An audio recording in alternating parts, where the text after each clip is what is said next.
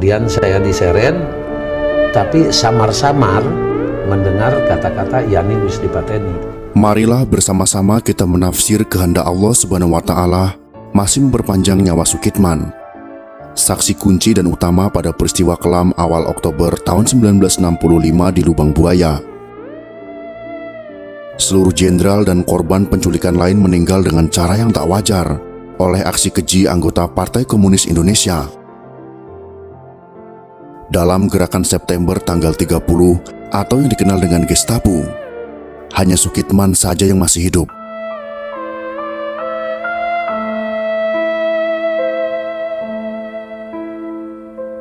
Gusti Allah yang menguasai hidup dan matinya manusia pasti memiliki kehendak di balik masih hidupnya Sukitman.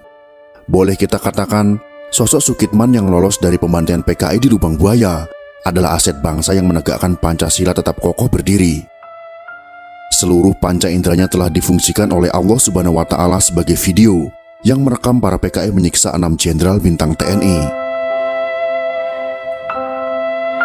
Para PKI itu telah menistakan jenazah para jenderal dalam satu lubang sempit. Para putra terbaik bangsa Indonesia hanya diperlakukan seperti sampah oleh para PKI. Untung saja Tuhan menganugerahi kepada bangsa ini seorang agen polisi 2 Sukitman yang melihat langsung semua kejadian di Lubang Buaya. Andaikan Sukitman ikut ditumpas para PKI, bisa jadi Komandan RPKAD Sarbo Edi Wibowo akan sangat kesulitan menemukan jenazah 6 jenderal dan Letu Pierre Tendean. Tanpa Sukitman, penumpasan PKI akan sulit dilakukan. Tanpa Sukitman, PKI tidak akan dibubarkan. Tanpa kehadiran Sukitman, kita tak mampu membayangkan negeri yang berpancasila dan berketuhanan yang Maha Esa akan terus diacak-acak oleh PKI.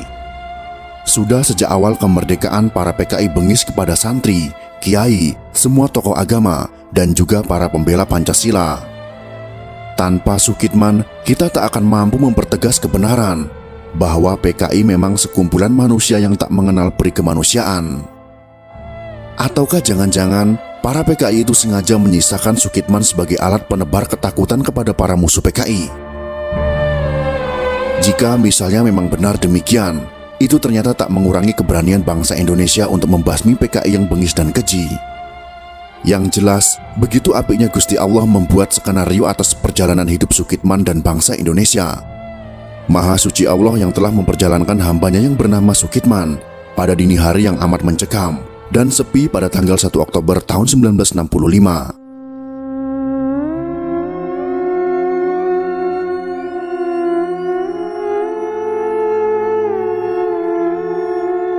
Saat itu Sukitman sedang mendapat tugas jaga di Guest House Iskandaria atau Wisma Angkatan Udara Republik Indonesia untuk menjaga tamu dari negara Korea dan tamu men garis miring Pangal.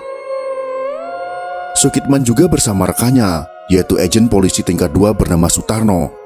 Setelah mengadakan pemeriksaan di sekitar tempat jaga dan diyakini dalam keadaan aman, Sukitman dan Sutarno duduk sambil bersenda gurau.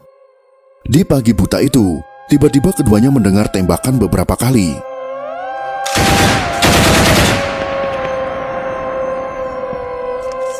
Diperkirakan itu berasal dari arah utara.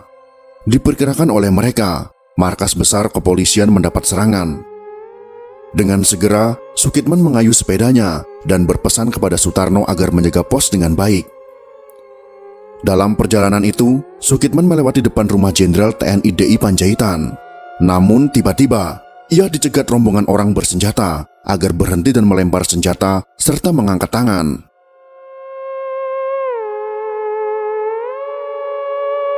Pencegat mengira Sukitman adalah ajudan DI Panjaitan yang sedang diculik. Akhirnya Sukitman disiksa, diikat, lalu matanya ditutup dengan kain. Ia diculik dan dibawa ke Lubang Buaya, lalu ditempatkan di sebuah rumah.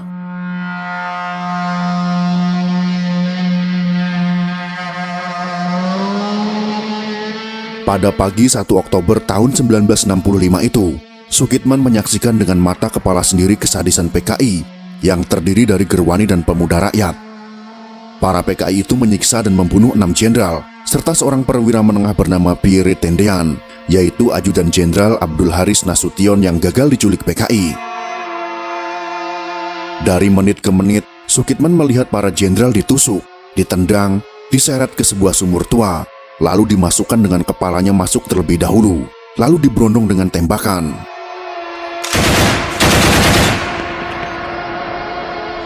Brengseknya menurut Sukitman, setiap kali menerjunkan mayat, para PKI selalu meneriakkan, "Ganyang Kabir." Kabir di sini memiliki maksud yaitu kapitalis birokrat. Itulah sebutan untuk para PKI kepada para jenderal yang dibunuhnya. Sukitman merasa ngeri dan takut. Ia lantas pura-pura mati agar tak disiksa oleh pasukan biadab itu. Setelah pembantaian selesai, Gerwani serta pemuda rakyat mencari dedaunan sebagai penghilang jejak. Mereka lalu pergi. Sukitman dibiarkan saja. Ia dianggap sosok yang kecil dan tak berguna. Tidak perlu dipastikan mati atau hidup. Mungkin bagi PKI, Sukitman hanyalah lalat sepele yang dipukul sekali tepuk langsung tewas.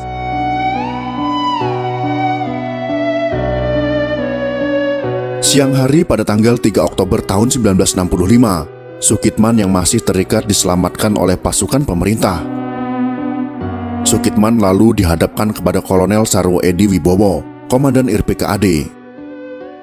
"Coba kamu ceritakan lagi semua yang kamu alami," kata Sarwo Edi. Sukitman pun kembali bercerita. Meski sudah menceritakan pengalamannya berkali-kali, Sukitman tidak merasa bosan. Ia tahu ceritanya itu bisa berguna untuk mencari para korban kekejaman PKI. Karena itu Sukitman bercerita dengan lengkap tanpa ada yang terlupakan. Ia menyatakan kepada Sarwo Edi, ingin sekali membantu usaha pencarian jenazah ke-7 perwira TNI itu. Setelah bercerita panjang lebar mengenai tragedi pembunuhan para jenderal pada 1 Oktober kepada Sarwo Edi, Sukitman diminta membuat denah sumur tua tempat pembuangan mayat para jenderal itu. "Kamu," kata Sarwo Edi sambil menatap Sukitman, "ikut dengan pasukan RPKAD yang akan melakukan pencarian. Kamu petunjuk jalannya." "Siapa?" jawab Sukitman tegas. Ada rasa bangga di hatinya. Bagi Sukitman, ini adalah tugas terbesarnya selama menjadi polisi.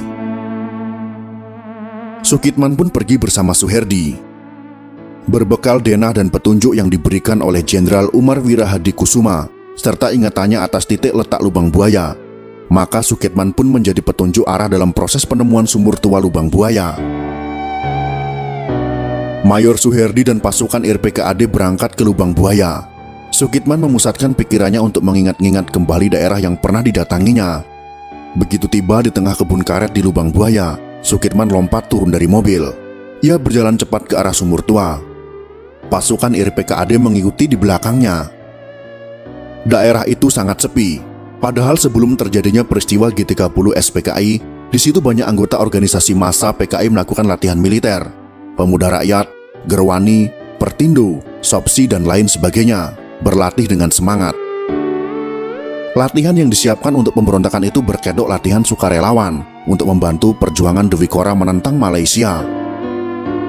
Dalam usahanya melakukan kudeta, pengkhianatan, dan pemberontakan G30 SPKI, Aidit telah menjadikan daerah lubang buaya sebagai basis kekuatan.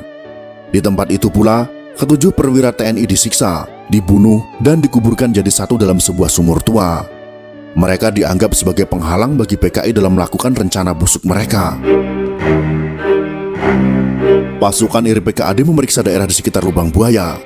Mereka banyak menemukan bekas alat-alat yang digunakan untuk latihan kemiliteran, kertas-kertas catatan, majalah-majalah yang berasal dari Cina, peralatan makan, dan peralatan lainnya berserakan di mana-mana. Di tempat itu juga banyak selongsong peluru berserakan di hampir semua tempat, sampai ke sekitar sumur tua yang kini sudah ditimbun. Bahkan, ceceran darah yang sudah kering pun masih terlihat di sana, mendirikan bulu Roma. Bukti kekejaman orang-orang yang punya niat untuk menguasai negeri ini dan mengendalikan sesuai dengan keinginan mereka. Pasukan RPKAD memeriksa gundukan tanah bercampur sampah. Sekilas, tidak ada bedanya dengan gundukan tanah lain yang banyak terdapat di tempat itu. Untung saja Sukitman masih mengenali letak sumur itu. Pada hari Minggu, tanggal 3 Oktober tahun 1965, regu ABRI yang terdiri atas RPKAD, polisi militer, dan KKO menggali timbunan tanah itu. Akhirnya diketahui pula bahwa rumah yang berada di dekat sumur itu adalah milik seorang guru bernama Haryono. Ia dikenal juga dengan sebutan Pak Besar. Haryono inilah yang banyak membantu PKI dalam menyiapkan penyiksaan dan pembunuhan keji itu. Penggalian terus dilakukan. Bagian paling atas dari sumur bergaris tengah 75 cm itu ditimbun dengan sampah-sampah kering. Lalu, di bagian bawahnya terdapat timbunan tanah. Di bawah lapisan tanah itu ada timbunan daun singkong dan daun-daun lain. Di bawahnya ada timbunan tanah lagi. Benar-benar usaha yang luar biasa untuk menyembunyikan lubang sumur tersebut. Saat hari sudah mulai malam, penggalian tetap tidak dihentikan. Anggota pasukan yang menggali mulai yakin mereka telah menemukan sumur yang mereka cari. Timbunan sampah yang mereka temukan masih kelihatan baru, belum membusuk. Para prajurit menggali dengan semangat, tanpa kena lelah. Sedikit demi sedikit, timbunan yang berlapis-lapis itu dikeluarkan. Di antara lapisan-lapisan itu terdapat juga batang-batang pohon pisang yang dipotong kecil-kecil. Banyaknya tanah dan sampah yang digunakan untuk menutup lubang sumur membuat usaha penggalian berlangsung lambat. Setelah menggali lebih dari 10 meter, para prajurit menemukan lapisan timbunan terakhir. Lapisan terakhir itu terdiri dari sampah kering dan potongan kain warna-warni. Mendadak para penggali mencium bau busuk yang sangat tajam.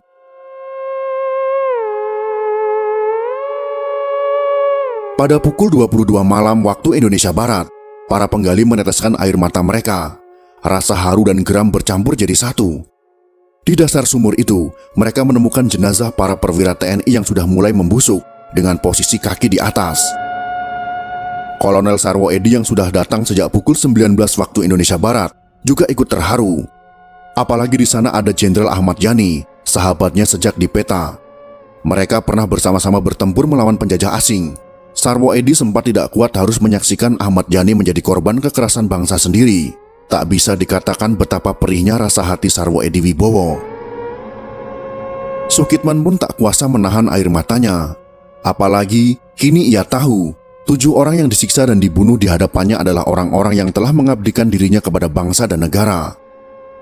Sarwo Edi menghampiri Sukitman. "Kamu harus hati-hati, jangan pergi kemana-mana dulu," kata Sarwo Edi menasihati Sukitman. "Keselamatanmu mungkin terancam, sebaiknya kamu copot semua tanda pengenalmu." Sukitman mengangguk-angguk. Ia cemas juga. Namun, Sukitman sama sekali tidak menyesal telah menunjukkan tempat ini kepada tentara. Mungkin ini bisa dianggap sebagai bentuk pengabdiannya kepada negara. Ia sendiri juga alat negara. Para tentara yang melakukan penggalian mengangkat ke-7 jenazah itu. Ini bukan mengerjakan tugas yang mudah, karena sumur itu memiliki kedalaman 12 meter dan sangat sempit. Sebenarnya dalam proses pencarian itu, Sukitman hampir putus asa karena tempat itu telah ditimbun sampah dan dedaunan. Berkat kuasa Tuhan, maka sumur itu tetap bisa ditemukan. Dengan bantuan dari pasukan Katak KKO, pada tanggal 4 Oktober tahun 1965, pukul 8 waktu Indonesia Barat, 6 jenazah perwira tinggi dan seorang perwira pertama Angkatan Darat yang dibunuh anggota G30 SPKI diangkat keluar dari lubang sumur tua. Pangkostrat Maijen Soeharto ikut juga menyaksikan peristiwa memilukan itu. Jenazah para pahlawan revolusi kemudian dimakamkan di Taman Makam Pahlawan Kalibata, dipimpin oleh Inspektur Upacara Abdul Haris Nasution yang masih pincang. Putri Abdul Haris Nasution yang masih TK, yaitu Ade Irma Suryani Nasution, juga terbunuh oleh berondongan senjata pemberontak PKI. Keberhasilan dalam menumpas G30 SPKI tidak dapat dipisahkan dari keberhasilan dan kegigihan pasukan IRPKAD di lapangan. Keberhasilan tersebut merupakan salah satu gambaran jiwa patriotik tanpa kenal menyerah, yang merupakan ciri khas pasukan IRPKAD di bawah pimpinan Kolonel Infantri Sarwo Edi Wibowo. Jasa besar Sukitman dan kesaksiannya kemudian ditulis oleh Dr. Andes Sumarno Dipudisastro yang diterbitkan Yayasan Sukitman Jakarta pada bulan Maret tahun 2006, setebal 92 halaman. Buku tersebut berjudul Kesaksian Sukitman Penemu Sumur Lubang Buaya. Itulah sekelumit kisah tentang tragedi 6 bintang dalam satu lubang. Berkat jasa agen polisi Sukitman, maka semua kejadian itu dapat terbongkar. Kita sebagai generasi penerus bangsa ini patut mengucapkan terima kasih kepada agen polisi Sukitman yang telah memberikan kesaksian tentang kejadian G30 SPKI. Jika tidak ada Sukitman, mungkin kejadian tersebut tidak pernah terbongkar dan PKI pasti menguasai negeri ini.